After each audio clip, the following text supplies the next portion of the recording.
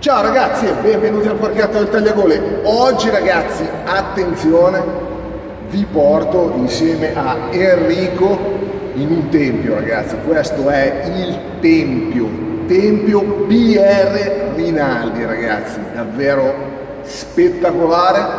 Non posso farvi capire quanto sono enormi, giga enormi questi macchinari, perché è veramente spettacolare. Però ragazzi, non parlo più, parlo sempre io, lascio parlare Enrico, il titolare della BR Rinaldi, che si presenta e poi ci fa fare un bel giro ragazzi. Andiamo a vedere tutto questo tempio. Prego. Ciao a tutti, sono Enrico Rinaldi e sono il titolare della BR Rinaldi, azienda storica. Siamo qua da più di 200 anni, 240 anni ragazzi. Sempre Rinaldi, sempre allora come oggi facciamo attrezzi manuali per l'edilizia, il lavoro boschivo, quindi dalle asce, le roncole, martelleria, picconi, tutta roba manuale per chi ha voglia di fare fatica. E niente, allora come oggi facciamo tutto noi, dalla barra al pezzo finito, e siamo orgogliosi della nostra storia, di fare ancora dei buoni attrezzi, ve lo dico da solo. Tanta sostanza, sostanza, che è quello che poi interessa chi li usa. Esatto. E niente, adesso facciamo un giro, vi mostro un attimino come facciamo a farli. Ragazzi, andiamo a fare questo giro, via! Spieghiamo brevemente il ciclo produttivo delle nostre asce. Allora, si seziona la barra, il pezzo viene scaldato a 1200-1250 gradi tramite questo forno a induzione. Forno che mi dici l'unica cosa praticamente nuova, una delle cose poche nuove. Ok. Anche perché non possiamo fare diversamente comunque. Certo. Come detto, il pezzo scende, arriva a 1200-1250 gradi, viene preso con la pinza dall'operatore e viene fatto passare tramite vari stampi di questa nostra pressa, che è bella da vedersi e tutto, e lavora ancora. Ragazzi, è enorme, non so come farvela vedere tutta, ma soprattutto non capite quanto è grossa se non siete qua sotto. Cioè è veramente enorme, è qualcosa di spettacolare. Con questa pressa abbiamo la possibilità di montare tutta una serie di stampi che con vari passaggi, quindi sopra ci sono i punzoni, sotto c'è lo stampo con la forma dell'occhio che vogliamo andare a fare. Tramite vari passaggi praticamente andiamo a creare il nostro occhio dell'ascia. Ok? Quindi si parte dal pezzo, che sia quadrato, rettangolare o tondo. Con tutti i passaggi arriviamo alla fine con l'occhio dell'ascia formato. Ok. L'occhio dell'ascia poi viene preso e sempre nello stesso passaggio, in un unico riscaldo, noi andiamo a laminare con questo appunto laminatoio, andiamo a creare il corpo dell'ascia. Quindi tramite questi settori appositamente modellati andiamo a lavorare il corpo dell'ascia, dandogli l'inclinazione e l'angolatura che ci serve. Successivamente andiamo a tagliare. Aspetta che mi sto perdendo, sto facendo vedere un po', perché ragazzi è un museo, davvero. Anche questa macchina penso abbia la stessa età della nostra pressa. Ragazzi, bellissima. Dopodiché andiamo con questa pressa per tranciare a creare la nostra ascia. Anche qua ci sono tutta una serie di stampi, come puoi vedere. Qua abbiamo montato, giusto per dire, lo stampo della nostra 303 da 400 grammi, e successivamente mettiamo il marchio. Non so se riesci a far vedere il marchio sotto sul punzone. Vediamo se riusciamo con i nostri mezzi limitati a far vedere. Non so se lo inquadro, ragazzi. Fate finta di averlo visto, ragazzi. Ok.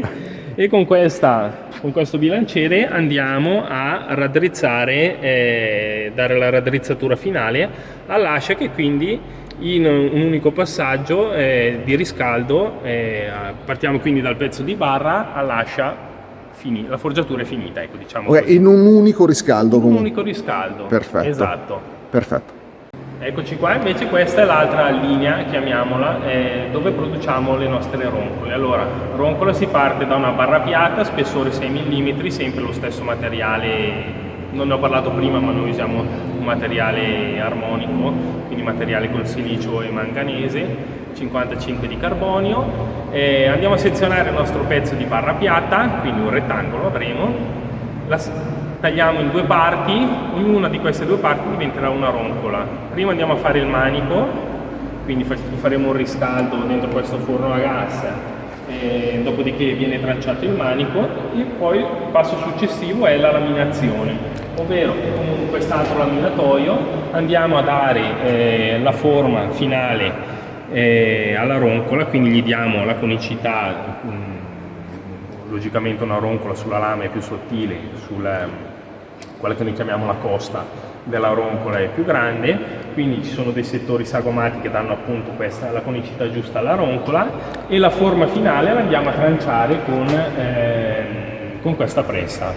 Non c'è uno stampo della roncola come potete vedere, però per dire è fatto tutto ancora con queste macchine, e l'ultimo passaggio è praticamente una battitura, la chiamiamo noi, con questo maglio, che gli dà una spianatura finale, quindi viene appiattito, gli si dà una raddrizzatura, diciamo, e essendo un passaggio che quando arriva lì il pezzo siamo attorno ai 700-800 gradi, dà anche una durezza maggiore al materiale.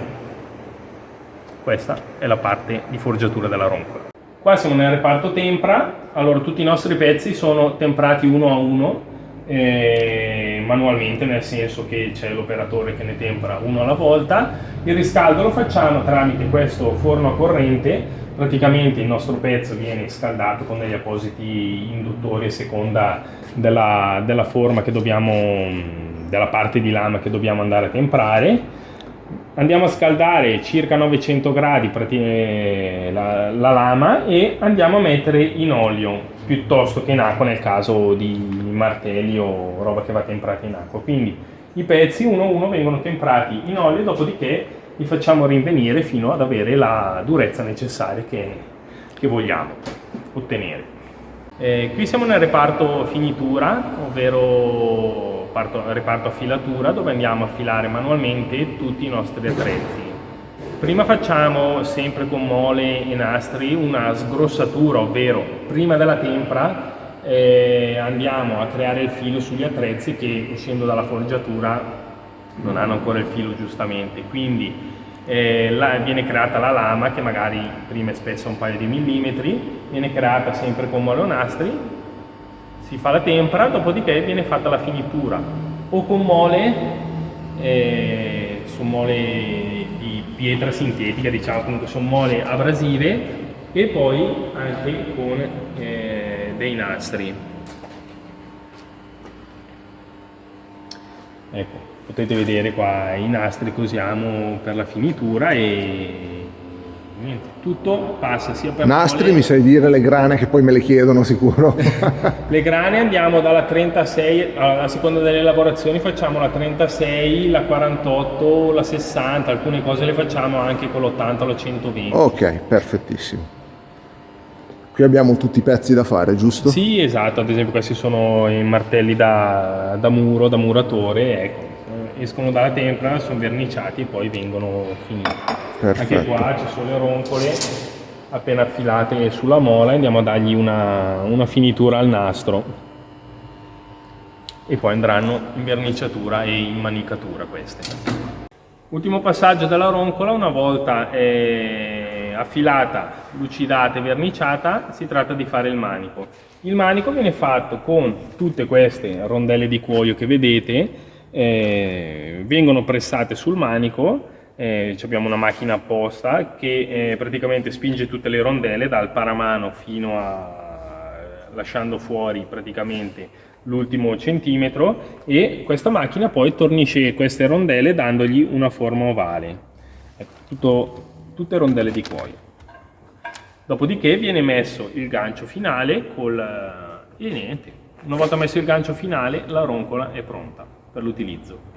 Qua ci sono tutti i nostri prodotti finiti, siamo nel nostro magazzino dove c'è un po' di tutto. Ecco, vi faccio vedere per capire un attimo un po' tutta la gamma. Andiamo dalle classiche roncole, dalle piccole alle più grandi, ne abbiamo svariate misure, Abbiamo il nostro macete, classico macete, il nostro coltello. Coltello da caccia Rinaldi, fallo vedere, dai, fallo vedere. Lo sfoderiamo. Eccolo qua. Vabbè ragazzi, penso che non esista persona al mondo che non lo conosca. Proseguiamo ancora, tutte roncole, anche robe più moderne, vediamo il manico in plastica che a qualcuno piace, ma il classico Rinaldi è il manico in cuoio, questo, classico proprio, che vendiamo ancora. Ti è scesa quasi la lacrimuccia quando hai detto manico in plastica. Un pochino sì, perché però no, va bene. Però comunque è qualcosa che ti chiedono, sì, è una richiesta, certo. logicamente si fa. Si va. Andiamo da questa parte, abbiamo tutte le nostre asce, ecco, da quelle piccoline, diciamo la 303 classica, pesi più grandi. Abbiamo il nostro coltello a 2 manici che apprezzano in tanti. Sì.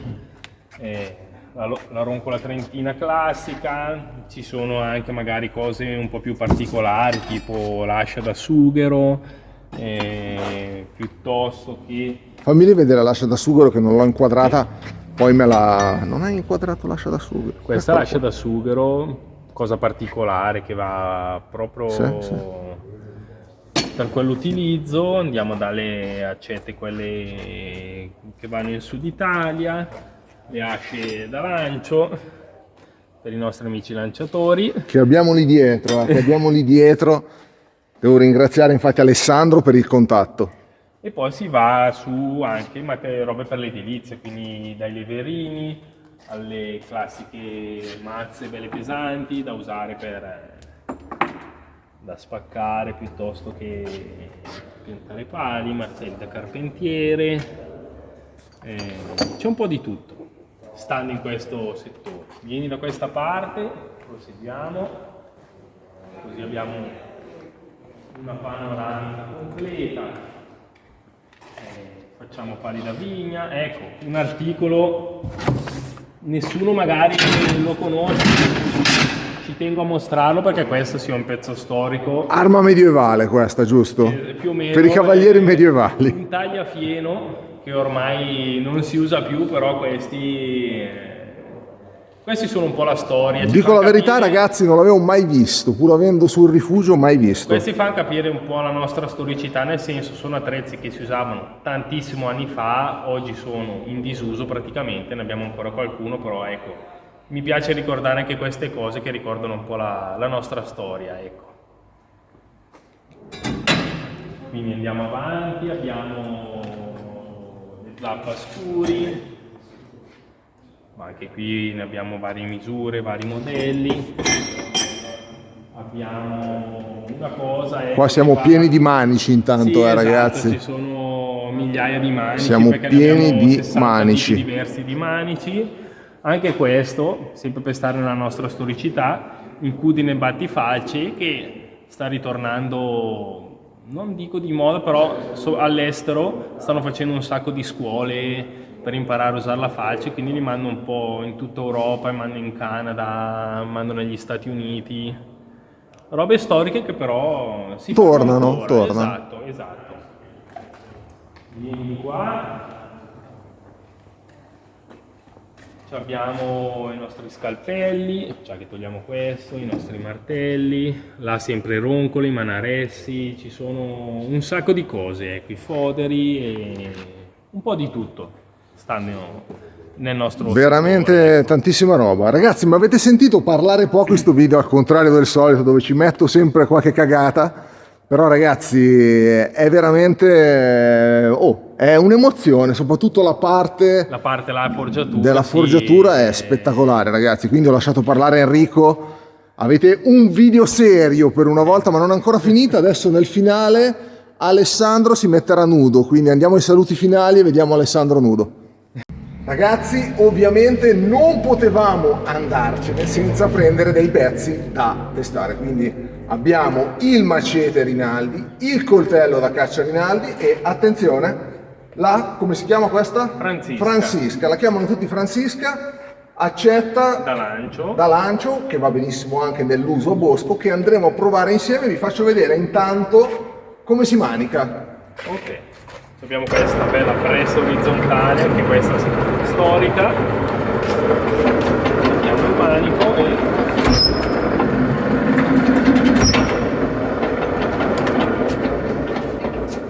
e spettacolo, io lo facevo con martellate. Grandi ragazzi, quindi aspettatevi 3 bei test, andremo a provare tutto ovviamente con calma, però andremo a provare tutto perché sono stracurioso e soprattutto so che ci tenete anche voi, me lo chiedete sempre, di provare i prodotti Rinaldi. Ringraziamo Enrico ragazzi, grazie che a te. ovviamente mi ha dato i prodotti da testare. Ragazzi, andiamo alle conclusioni finali. Eccoci qui ragazzi, abbiamo concluso questa visita alla Biera Rinaldi. Ragazzi, è un posto dove portare veramente le scolarance che magari ci vengono. Purtroppo no. Non le portano, perché ragazzi è un posto, è un museo ragazzi, è veramente un museo da elogiare, da far vedere. Sono contentissimo di aver fatto questo video. Grazie mille a Alessandro che non ha voluto spogliarsi, non capisco il motivo. Che mi ha dato il contatto per venire a fare questa visita, mi ha dato il contatto di Enrico, che ringrazio tantissimo, è stato veramente bello, emozionante vedere le macchine e soprattutto sapere ragazzi la storia di un'azienda di 240 anni, 240. Enrico, se vuoi salutare i ragazzi di qualcosa, salutali, quello che vuoi. Saluto a tutti, vi ringrazio dell'attenzione, dico chi vuole venire a fare un giro, visto che avete visto qualcosina, magari siete curiosi, siete tutti ben accetti e niente, mi raccomando, continuate a utilizzare buoni attrezzi. Attrezzi da lavoro che funzionano, attrezzi performanti. Vai. Ciao a tutti, grazie dell'attenzione, è un piacere aver potuto fare da tramite per questa ditta che io conosco da anni perché lancio le loro accette da tanto e non se ne è mai scheggiata neanche una, quindi sono state testate anche nel lancio più estremo. Ti ha pagato prima per dirlo? Non mi ha pagato, l'ho pagato io perché con tutte le accette che ho a casa. Allora ragazzi, la qualità dei prodotti la sappiamo. Se volete farvi un altro giro andate a vedere la gara di shopping, non la vecchia, quella prima dove c'era Ramon con il Manares. Andate a vederla e chiudiamo il discorso ragazzi, chiudiamolo lì. C'è il video ovviamente, magari ve lo linko sotto così andate un attimino a lucidarvi gli occhi col Manares Rinaldi. Ragazzi, ringrazio sia Alessandro che Enrico. Dalla BR Rinaldi, dal parchetto del Tagliagole è tutto, buona giornata e ciao!